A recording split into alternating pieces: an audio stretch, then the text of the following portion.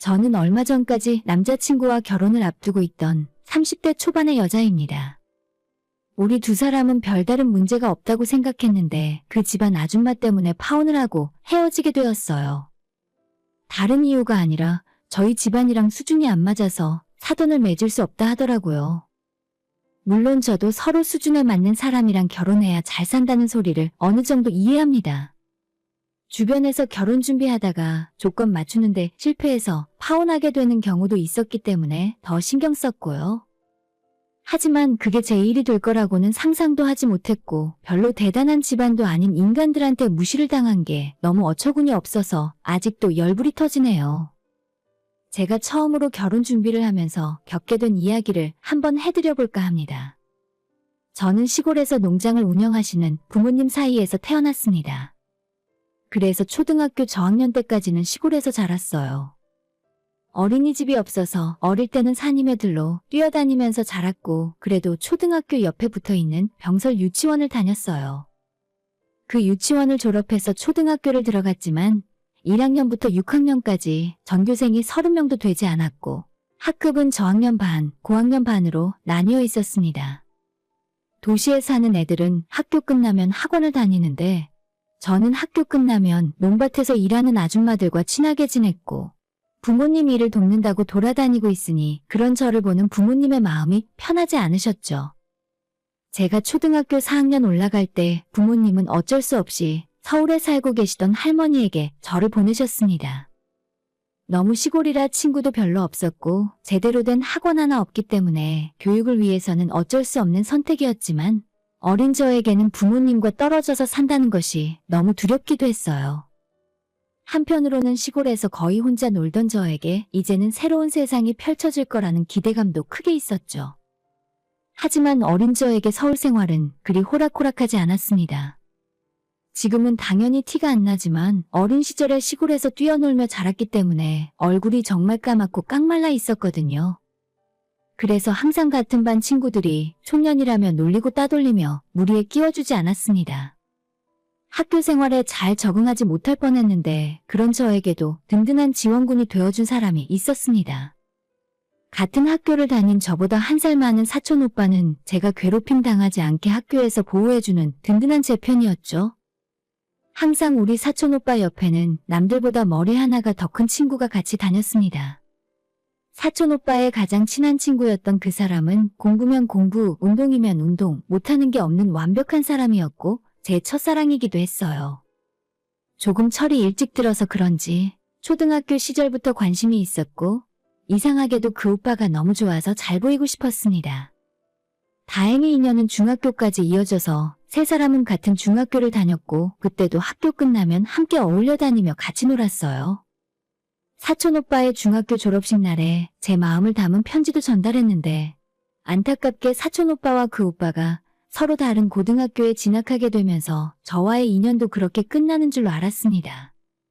시간이 흘러 저도 대학을 졸업하고 이제 막 회사에 취직한 신입사원이 되었죠. 오랜만에 사촌 오빠와 만나서 밥을 먹기로 하고 약속 장소에서 그 사람을 다시 만나게 되었습니다.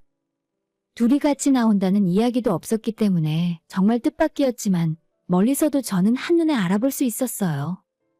왔어? 너 얘 누군지 알지? 우리 중학교 때 자주 같이 놀러 다녔잖아. 당연히 알지. 오빠 오랜만이네? 오랜만이다. 너 코 올리고 다닐 때 본 것 같은데. 이제 다 컸네. 길 가다가 마주치면 못 알아보겠어. 여전히 키는 180cm가 훌쩍 넘어서 남들보다 머리 하나는 더 큰 느낌이었고 어릴 적에 봤던 얼굴이 그대로 남아있었습니다. 10년 만에 만났지만 1초 만에 두근거렸습니다. 그렇게 그날 오랜만에 셋이 같이 밥을 먹고 서로 연락처를 교환하고 헤어졌어요. 그날 이후로 저희 두 사람은 급격하게 가까워지게 되었습니다. 이 사람은 예전부터 공부를 잘하더니 명문고려대를 졸업해서 국내에서 손꼽히는 반도체 회사를 다니고 있었어요. 우리 두 사람은 쉬는 날이면 만나서 데이트를 했고 어린 시절 첫사랑과 다시 만난 건 하늘이 맺어준 운명이 아닐까 싶었어요. 하지만 달콤한 만남은 너무나도 짧고 또다시 이별이 찾아왔습니다. 어느 날 엄마에게 걸려온 한 통의 전화는 제게 있어 청천벽력과도 같은 소식이었죠. 얼마 전 병원에서 건강검진을 받고 조금 이상 소견이 있어서 서울에 있는 대형 병원에서 정밀검진을 받으셨거든요. 그 검사 결과가 나왔는데 아빠가 폐암사기라는 말을 듣게 되었습니다. 이미 다른 기타 장기로 전이까지 된 상황이기 때문에 수술조차 소용이 없다는 말을 의사한테 들었대요. 정말 그 이야기를 듣고 일주일 정도는 눈물이 마르는 날이 없었어요. 어디 가서 항상 여장부 소리를 듣고 다니던 우리 엄마조차 이런 상황에서는 버티지 못하고 무너져 내리고 말았습니다. 무엇보다 가장 힘든 건 우리 아빠였는데 평생을 새벽부터 일어나 해 떨어지기 전까지 농장에서 일만 하시던 분이었어요. 그런데 정작 본인의 몸은 돌보지 못한 것을 이제 와서 후회해봤자 소용이 없었죠. 정말 건강하신 분이라 생각했는데 병원에서 암 진단을 받고 얼마 지나지 않아 급격히 쇠약해지시더니 몸은 몸대로 마음은 마음대로 약해진 아빠는 얼마 버티지 못하셨습니다. 마지막으로 저한테 엄마를 잘 부탁한다는 말 한마디를 남기고 하늘나라로 먼저 떠나셨어요. 아빠의 마지막 한마디는 제 인생을 180도 바뀌게 만들었습니다. 장례식을 마치자마자 다니던 회사에 사직서를 내고 모든 서울 생활을 정리했어요. 고향으로 내려와 혼자 계신 엄마랑 같이 농장 일을 하기 시작했습니다. 농사에 대해서는 아무것도 모르는 저였기 때문에 처음부터 다 배워야만 했죠. 엄마는 제가 농장에서 일하는 걸 반대하셨지만 제 의지는 너무나도 확고했습니다. 최근 2년간 친구들이나 선후배들, 어떤 누구와도 연락하지 않고 엄마랑 같이 다니며 일을 배우는 데 집중했어요. 그래서 지금은 아빠의 발끝에도 따라가지 못하지만 농기계도 제법 다룰 줄 알고 동네 어른들이 저를 보면 이제는 농사꾼 태가 난다고 말씀을 하십니다. 이제는 농장일도 예전과는 다르게 많이 자동화가 되어 있고 무조건적으로 힘이 필요한 일이 아니기 때문에 저도 충분히 많은 일을 할 수가 있어요. 아빠가 없는 빈자리는 항상 크게 느껴졌지만 엄마랑 서로 기대고 의지하면서 살았더니 한결 낫더라고요. 이제는 엄마도 예전처럼 잘 웃고 씩씩하게 지내고 계십니다. 저도 이제는 화장품 찍어 바른 얼굴보다 선크림 두껍게 바르고 얼굴 다 가리는 모자를 쓰고 다니는 게 익숙한 농촌 아가씨가 되었어요. 그렇게 그와의 인연은 마음 한켠에 접어두고 살아야겠다고 생각하고 있었는데 다시 한 통의 연락을 받게 되었습니다. 오랜만이네. 잘 지내? 이제는 좀 괜찮아졌어? 제가 처음 엄마 집으로 내려왔을 때 매일 전화하고 카톡하는 그 사람의 연락을 전부 받지 않고 답장도 하지 않았거든요. 그 뒤로 한동안 아무 연락이 없길래 이제는 이 사람도 포기하고 자기 인생 사는 줄 알았습니다. 그때는 마음에 여유가 없어서 연애할 때가 아니라 생각했는데 이제는 한결 대화하는 것이 편해지더라고요. 그렇게 다시 이어진 2년의 서울과 시골을 오가면서 또 지난 2년 동안 뜨거운 사랑을 하게 되었습니다. 점점 나이가 들어가는 딸이 또래 남자 하나 없는 시골에서 농사만 짓는 걸 걱정하던 엄마도 제가 만나는 사람이 생겼다는 소식에 정말 기뻐하셨고 하루빨리 결혼해서 손주 보고 싶다고 성화였죠. 말이 손주 타령이지 제가 결혼하면 다시 서울로 올라가서 살게 될 것 같으니 저를 농사시키기 싫은 엄마의 마음이었겠죠. 그러다가 얼마 전에 서로 결혼 이야기가 나왔고 남자친구의 프로포즈를 받아 본격적인 결혼 준비를 시작하게 되었습니다. 결혼은 우리 두 사람이 좋다고 할 수 있는 게 아니잖아요. 결혼 승낙을 받기 위해 가장 먼저 남자친구의 부모님에게 인사를 드리러 가게 됐었는데 첫 만남부터 쉽지 않았습니다. 그래, 둘이 10년도 넘게 알고 지낸 사이라고? 아가씨 부모님들은 뭐 하시는 분들이셔? 아, 저희 부모님 두 분 모두 농장을 운영하고 계신데 2년 전에 아버지는 먼저 돌아가셨고 지금은 저랑 엄마가 둘이 운영하고 있어요. 뭐? 농사 짓는다는 소리야? 소 키우고 돼지 키우고 그러는 농장? 네, 맞아요. 돼지는 아니고 소는 몇 마리 키우는데 저희는 주로 과수원을 하고 있습니다. 아니 됐다. 더 이상 이야기 들어볼 필요도 없을 것 같네. 저희 집이 농사 짓는다는 이야기를 듣자마자 남자친구 어머님께서 자리를 박차고 일어나는 바람에 인사드리러 간 자리가 싸늘하게 얼어붙고 말았습니다. 그날은 그냥 그렇게 마무리가 되었고 남자친구는 엄마가 좀 놀랐을 뿐이라며 자기가 잘 이야기해서 이해시키겠다고 말하며 저를 돌려보냈습니다. 그 집 아줌마 한마디에 우리 엄마 아빠가 평생 해온 일들이 무시당하는 느낌을 받게 되었어요. 집에 돌아와서도 찜찜한 기분을 지울 수 없었고 아무것도 모르는 엄마는 잘하고 왔냐고 물었지만 그냥 그런 것 같다고만 대답하고 입을 다물었죠. 그 일이 있은 후 며칠 뒤에 남자친구의 어머님한테서 한번 만나자는 전화가 왔습니다. 저는 이번 기회로 오해를 풀어야겠다 생각해서 바로 다음날 서울로 올라갔죠. 약속 장소가 너무 고급스러운 카페였는데 제 옷차림으로 들어가기 부담이 될 정도였어요. 그리고 그 자리에서 저를 보자마자 차갑게 말씀을 하시더라고요. 내가 단도직입적으로 이야기할게. 나는 내 아들 농사 짓는 머슴 집안에 장가 보내려고 지금까지 뒷바라지에서 공부시키고 대학 보낸 게 아니야. 엘리트로 만들기 위해 얼마나 노력했는 줄 아니? 우리 아들이 순진하게 공부만 해서 아직 세상 물정을 몰라. 아니, 요즘 세상에 농사 짓는다고 머슴이라는 소리까지 들어야 합니까? 세상 물정은 본인이 더 모르고 있는 것 같고 그런 태도를 참고 넘어갈 수가 없었어요. 왜 농사 지으면 안 돼요? 머슴이라고요? 우리 집은 우리 땅에서 농사 짓는 건데 왜 머슴이에요? 그리고 요즘은 농사일도 다 과학적으로 자동화되어 있어요. 그래봐야 농사가 농사지 반도체 만드는 내 아들이랑 비교가 돼? 예전부터 농사는 못 배우는 사람들이나 하는 게 맞잖아. 내 말이 틀려? 아무튼 나는 할 말 다 했다. 너도 양심이 있으면 우리 아들 더 이상 만나지 말았으면 좋겠어.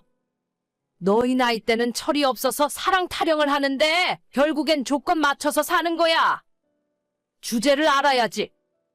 그 아줌마는 자기 아들이랑 당장 헤어지라는 말을 남기고 떠나버렸고 내가 이런 취급까지 견뎌가며 꼭 결혼을 해야 하나 싶은 생각이 들었어요.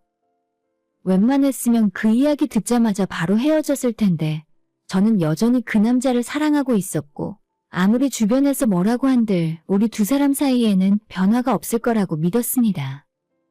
하지만 제가 그 아줌마를 만나고 며칠 동안 서로 연락이 없었어요. 내가 먼저 할까 싶다가도 좀 어색한 마음에 망설이게 되더라고요. 그리고 며칠이 지나서 남자친구가 아닌 사촌 오빠한테 연락을 받게 되었는데 저한테 이상한 말을 하는 겁니다. 너희들 혹시 헤어졌어?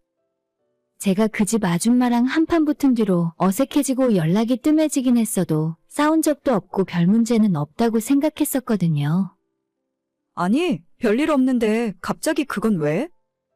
헤어진 게 아니라고? 너희가 헤어진 줄 알고 그동안 너한테 말을 해야 하나 말아야 하나 며칠 고민했었는데 요즘 걔가 주말마다 선보러 다닌다고 하더라.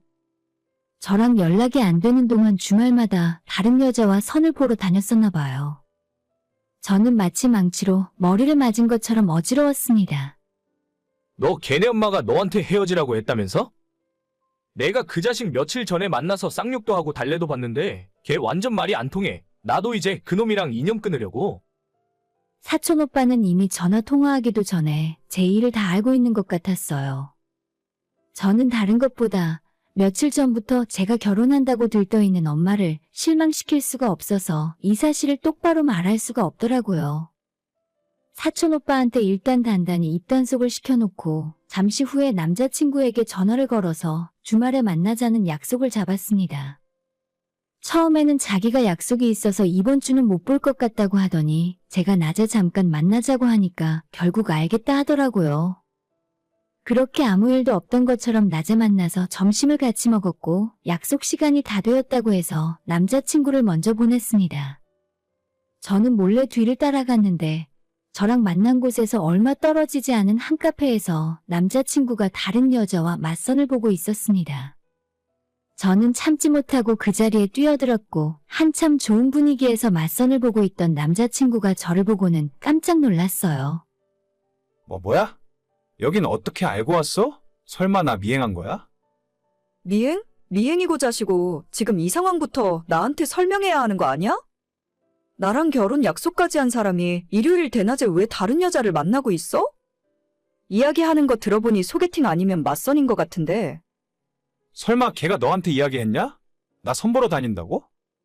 그래도 친구라서 솔직하게 이야기했더니 그걸 곳에 너한테 일러 바쳤나 보네. 우리 엄마가 너는 절대 안 된다고 엄마가 잡아주는 선자리 딱 10번만 나가라더라. 그래도 내 마음에 안 들면 그때는 우리 결혼 허락하겠대. 나는 나조차고 이러고 다니는 줄 알아.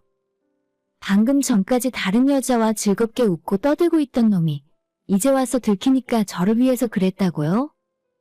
진짜 사람을 바보 취급하는 것도 아니고 말도 안 되는 소리를 하는 남자친구 머리 위에 마시던 커피를 부어주고 집에 돌아왔어요. 집에 도착했더니 그제서야 상황 파악을 했는지 남자친구는 자기가 잘못했다며 한 번만 용서해달라고 싹싹 빌더라고요. 하지만 이미 제 마음의 문은 완전히 닫혀버렸고 불처럼 타오르던 사랑도 싸늘히 식어 냉동 동태가 되어버렸습니다. 초등학교 때부터 짝사랑을 하며 마음을 키워왔고 20년에 가까운 시간 동안 제가 가장 좋아하는 남자였는데 운명의 상대라고 생각했던 사람과 이렇게 끝나는구나 생각하니 마음이 찢어질 듯 아팠어요. 하나 있는 외동딸이 곧 결혼한다고 소라도 한 마리 잡아서 마을 잔치를 열어야겠다고 좋아하던 엄마한테 어떻게 이야기해야 할지 고민이었습니다. 속으로 끙끙 앓으며 겉으로는 아무 일 없다는 듯 농장 일을 하며 평소처럼 지내고 있었어요. 그러던 어느 날 제가 사는 시골로 남자친구의 엄마가 직접 찾아왔다는 소식을 들었고 저는 일하다 말고 집으로 뛰어갔습니다. 우리 집 거실에 엄마와 그 아줌마가 함께 앉아 있었고 이게 대체 무슨 일인가 싶었습니다. 지난 며칠 동안 티를 안 낸다고 했는데 엄마 눈까지 속일 수는 없었나 봐요. 우리 두 사람 사이에 무슨 일이 생겼구나 싶었던 엄마가 결국에 사촌 오빠를 닥달해서 모든 사건의 전말을 전해들었던 거죠. 사촌 오빠가 뭐라고 이야기했는지는 모르지만 우리 두 사람이 헤어졌다는 건 엄마가 모르고 있었던 건지 그 집 아줌마를 초대해서 다시 잘해보려고 자리를 만드셨던 것 같아요.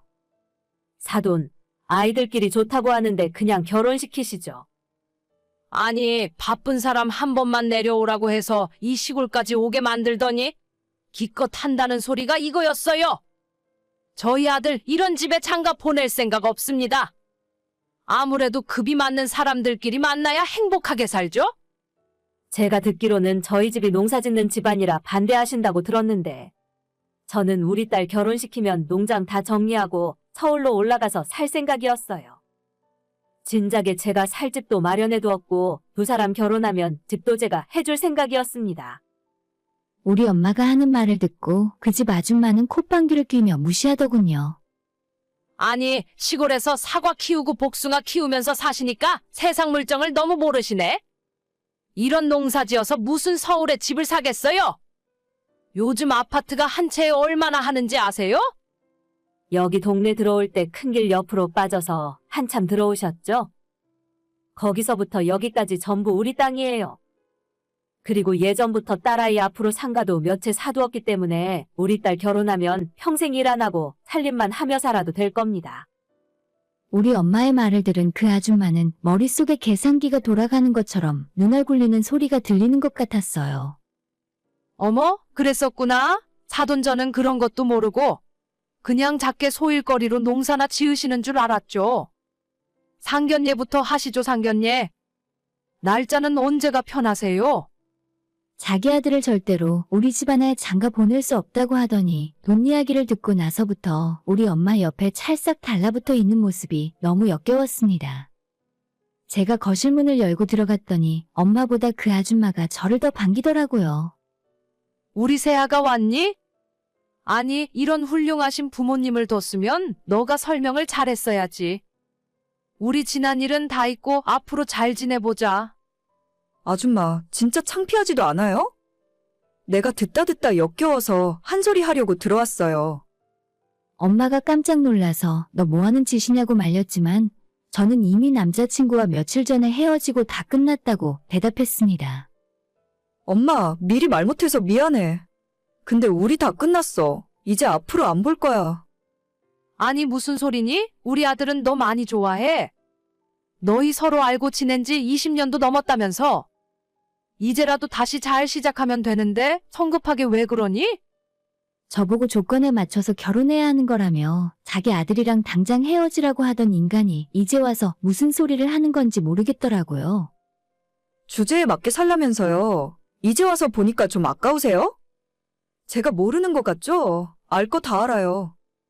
아줌마 지금 사는 집도 전세라면서 아들 하나 대기업 다닌다고 주제 파악 못하는 건 그쪽 아니에요? 이제 와서 생각해보니까 우리 집안에 비해서 너무 급이 떨어져서 못 만나겠어요.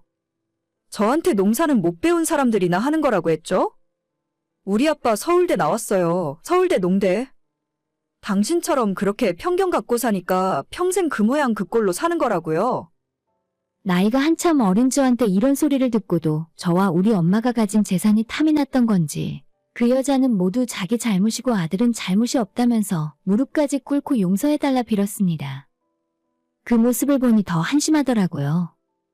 초등학교만 들어가도 사람을 겉모습으로 판단하지 말라는 것부터 배우는데 직업에 귀천이 없다고 다들 말로는 떠들지만 왜 그렇게 하나만 보고 판단을 내리는지 모르겠어요. 결국 울고불고 사정했지만 제 마음은 돌이킬 수 없고 자세한 상황을 들은 엄마도 우리 딸이랑 결혼 못 시키겠다 하고 그 아줌마를 쫓아내셨어요. 저와 엄마는 아직 농장에서 아침부터 일을 하며 지내고 있습니다. 몇 년 안에 전부 정리할 예정이고 안 그래도 엄마는 저한테 평생 농사일을 시키기 싫다며 농장을 팔 계획을 하고 계셨었나 봐요. 여기가 대충 정리되는 대로 엄마와 서울에서 살 생각이고 그때부터는 힘든 일 그만하고 여행이라도 한번 다녀볼까 해요.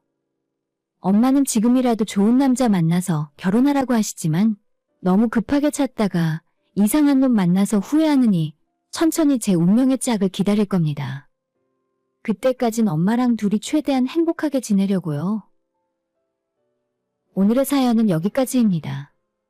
구독과 좋아요, 알람 설정 부탁드려요. 다들 행복하시고 좋은 하루 되세요.